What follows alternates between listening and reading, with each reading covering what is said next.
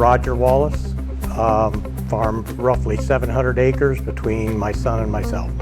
We grow soybeans and corn is primarily everything that we grow. The land here in Hendry County is kind of a hilly type of soil, and so, you know, keeping that in mind, we need a little extra power to pull the hills at times. Well, I was a teacher for most of my career. In fact, I retired from teaching in 2004, taught mathematics at the high school level, and farmed on the side. I was in the insurance business for about 10 years, you know, but I did the farming on the side, of course, during those years. So right now, though, I'm just primarily farming. An old timer told me one time that there's one day you should have left your planter in the shed. And we're hoping that's not the day that we plant 200 acres.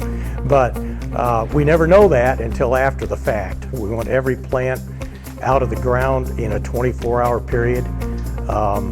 And so, yeah, timing is very important. The corn is pretty sensitive to whether it's just fighting each other for, you know, nutrients. If it gets left behind, you know, even though that plant might make it through to the end, it may not put on a good ear. To just have the uniform ear height off the ground.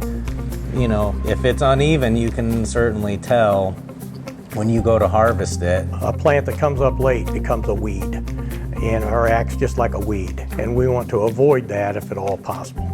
We had a 16-row 30-inch planter before and traded for this one. Thought we'd upgrade not only the technology, but also the fact that we're pulling it with a Fendt tractor makes all the difference. It kind of marries the two together when they're in the field. We feel like that's a tremendous advantage, having the Fendt tractor on the Momentum planter.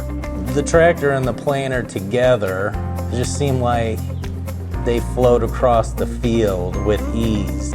It really doesn't handle like a big tractor. It handles like a smaller tractor, but then we have the power that we need to, like I said, climb some of these hills, pull some of the tillage stuff that we have, and it's very comfortable to run. You could run this tractor for a lot of hours and get out not feeling nearly as fatigued as you would if you're in one of the other tractors.